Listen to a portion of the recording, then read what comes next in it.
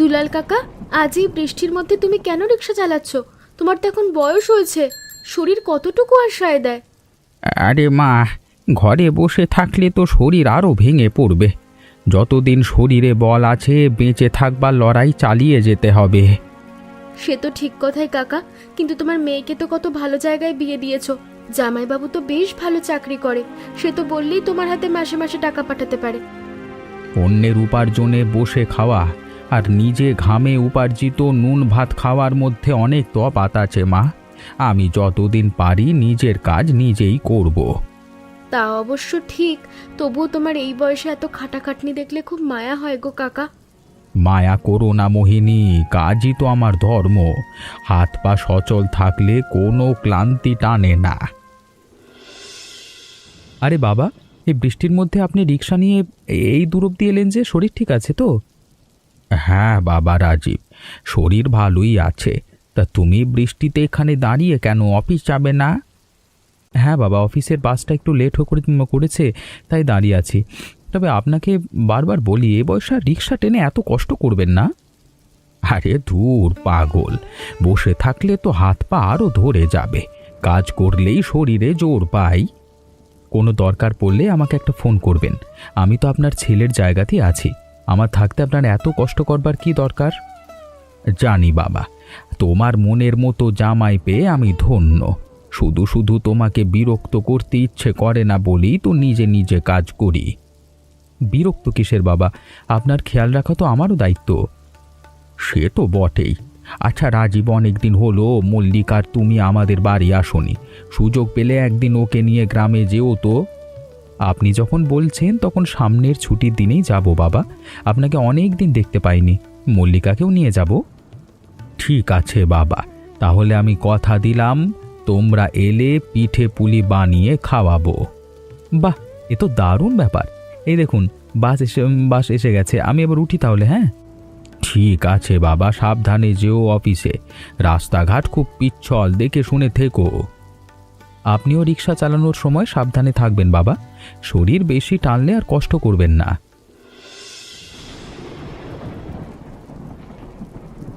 উফ, বাসটা আজকে ঠিক সময় ছাড়লো না। আজকে অফিসে পৌঁছাতে সত্যি বড় দেরি হয়ে যাবে। এমনিতে বাসের মেজাজ আর ভালো নেই, তার উপর ট্রাফিকের এই হাল।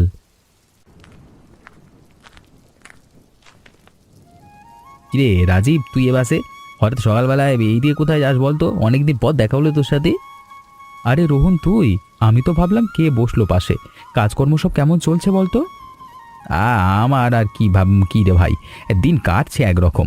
আমি তার অফিসে যাচ্ছি, একটা নতুন ক্রিয়েটিভ প্রজেক্ট হাতে পেয়েছি। সারাদিন তা নিয়েই লেখালেখি আর স্টাডি চলছে। তুই তো বরাবরই তোর মনের মতো কাজ পেয়েছিস। ছোটবেলা থেকেই তো তোর লেখক হওয়ার তীব্র জেদ ছিল। আজ তুই সফল। হ্যাঁ হ্যাঁ ভাই, কষ্ট তো কম করতে যাইনি, তবে নিজের শখের পেশা পেয়েছি বলেই ক্লান্তিটা গায়ে লাগে না। এটা তোর খবর কি? অফিস তো এরা আইটি সেক্টরে দিব্যি চলছে তো সব? চাকরি তো চলতেই থাকে, ওটার মনের টানে হয় না রে। পরিস্থিতির চাপে পড়ে এই কর্পোরেট লাইনে ঢুকে গেলাম, অথচ আমার ছোটবেলার স্বপ্নটা আজও পূরণ হলো না। কেন রে, হঠাৎ এমন কথা বলছিস কেন? তোর কি অন্য কোনো পেশায় যাওয়ার ইচ্ছে ছিল নাকি? আর বলিস কেন ভাই, ছোটবেলায় আমার তীব্র ইচ্ছে ছিল সিনেমার বড় পর্দায় নায়ক হব। কত নাটক আর অভিনয়ে নামতাম, কিন্তু পরিবারের দায়িত্ব আর বাস্তবের কঠিন চাপে সে স্বপ্ন মাঝপথেই হারিয়ে গেল। জীবন সবার ইচ্ছে মতো চলে না রাজীব। বাস্তব আর স্বপ্ন দুটো সম্পূর্ণ আলাদা মেরুতে থাকে। তুই তো এখন ভালো সংস্থায় ভালো পদে আছিস, সেটেল তো বটেই। সেটেলড হওয়া মানেই কি মনের শান্তি পাওয়া রে? ভেতরে ভেতরে একটা না পাওয়ার আক্ষেপ তো ঠিকই থাকে।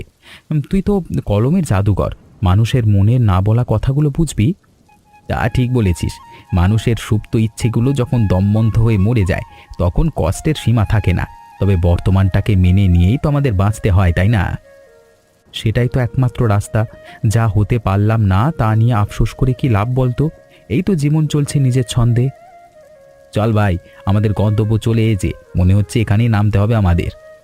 হ্যাঁ ঠিক বলেছিস, চল আর দেরি না করে দ্রুত নেমে পড়া যাক।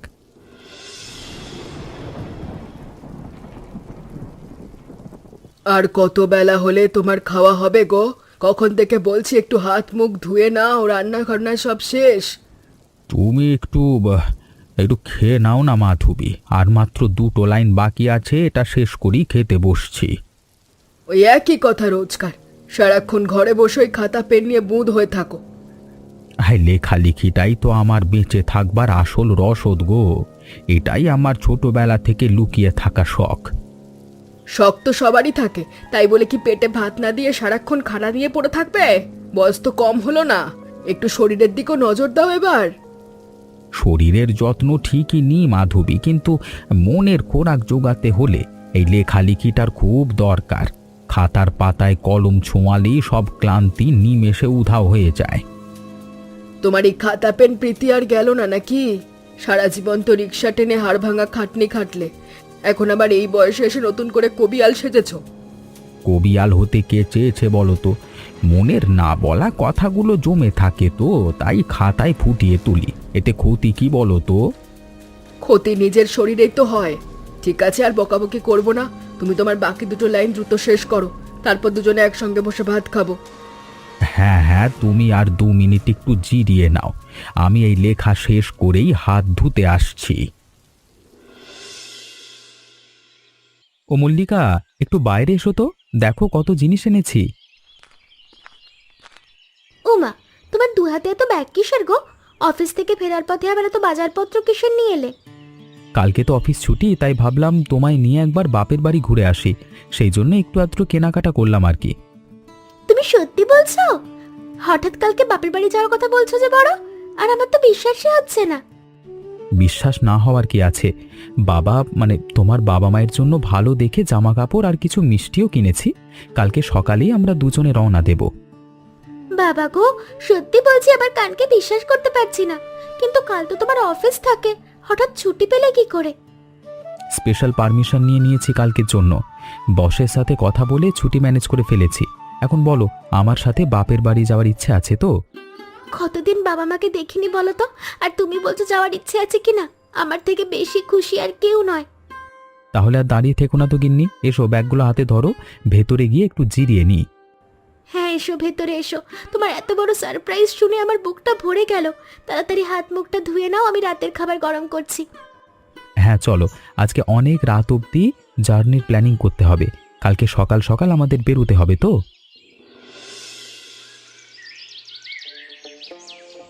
মা দেখো, আজ আমরা চলে এসেছি।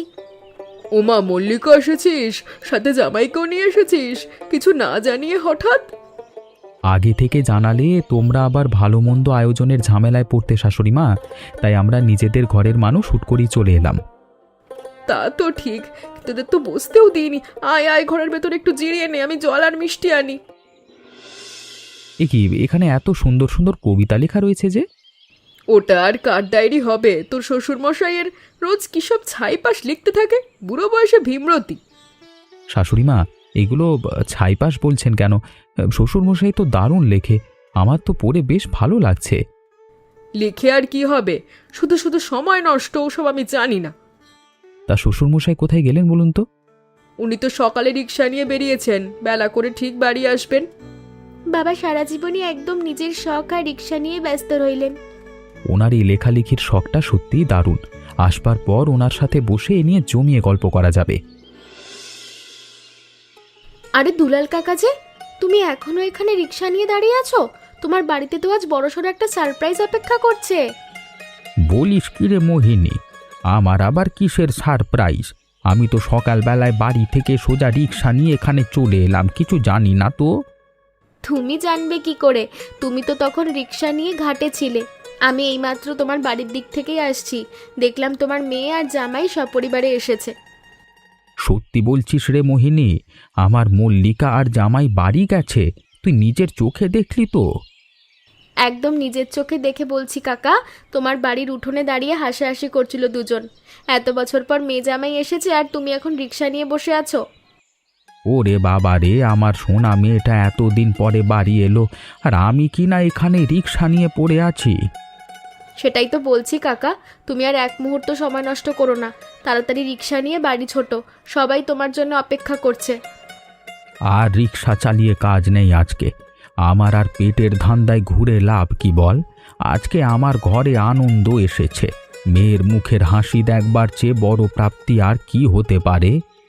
ঠিক বলেছ কাকা, যাও তাড়াতাড়ি বাড়িতে গিয়ে মেয়ে জামাইয়ের সঙ্গে আনন্দ করো। আমি এখন বাড়ি যাই, আমারও দেরি হচ্ছে। অনেক ধন্যবাদ রে মোহিনী, অনেক ধন্যবাদ। তুই খবরটা দিয়ে আমার আজকের দিনটা একেবারে জমিয়ে দিলি। আমি আর এক সেকেন্ডও দেরি করছি না, এখনই বাড়ির পথ ধরছি। সাবধানে রিক্সা চালিয়ে বাড়ি যাও কাকা, বড় আনন্দ নিয়ে আজকের দিনটা কাটাও সবাই মিলে। তা বাবা রাজীব, তোমার অফিসের কাজকর্ম সব ঠিকঠাক চলছে তো? আজকাল তো শুনি কাজের খুব চাপ থাকে। হ্যাঁ মা, কাজকর্ম ভালোই চলছে। শুরুর দিকে একটু চাপ থাকে ঠিকই, এখন সব গুছিয়ে নিয়েছি। আপনারা কেমন আছেন বলুন? আমাদের আর চলা, এই তো কোনো রকমের দিন কেটে যায়। তোমার শ্বশুর মশাই সারাদিন রিক্সা নিয়ে চষে বেড়ান, বয়স তো কম হলো না?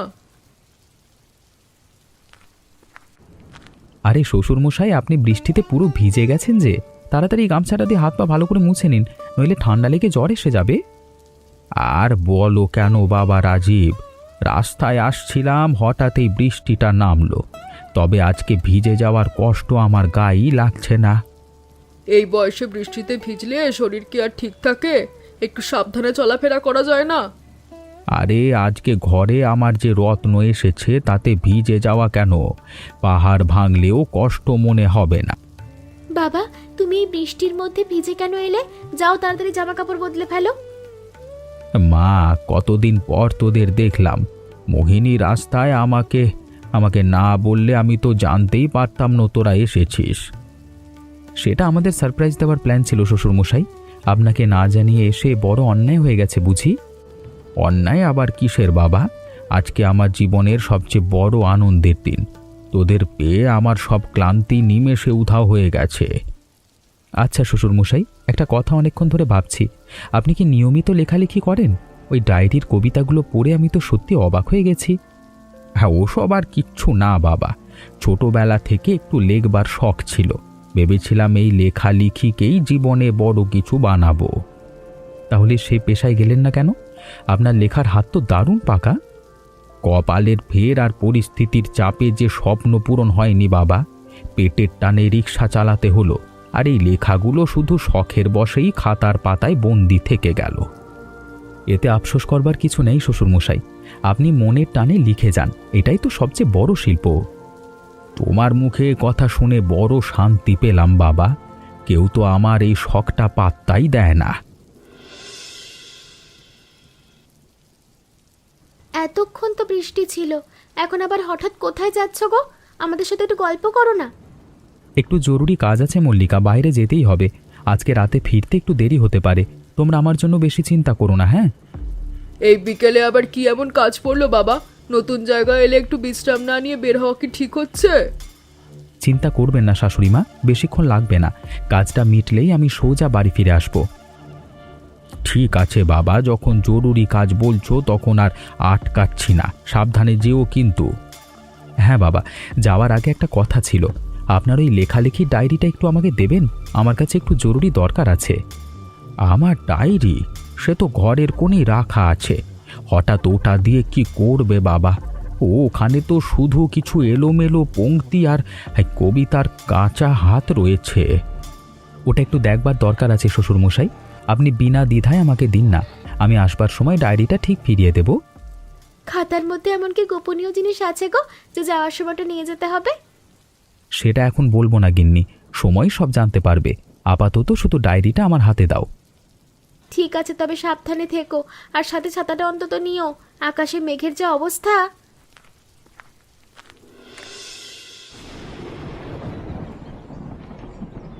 ও রোহন, ঘরে আছিস নাকি রে ভাই? একটু বাইরে আয় তো। আরে রাজীব, তুই হঠাৎ আমার বাড়িতে? কোনো বিপদ টিপদ হয়নি তো, নাকি অন্য কোনো মতলব আছে? কেন রে ভাই, আমি কি তোর বাড়িতে আসতে পারি না নাকি? খালি বিপদই আসতে হবে? তা কেন হবে? আয় আয়, ঘরের ভেতরে আয়। সারাদিন পর হঠাৎ এমন সান্ধ্যকালীন হাজিরার মানে তো কিছু একটা আছে। এ আবার কি জিনিস রে? কোনো নতুন উপন্যাসের খসড়া নাকি? খুলে একটু পাতাগুলো উল্টে দেখ না, পড়লেই বুঝতে পারবি এটা কি জিনিস।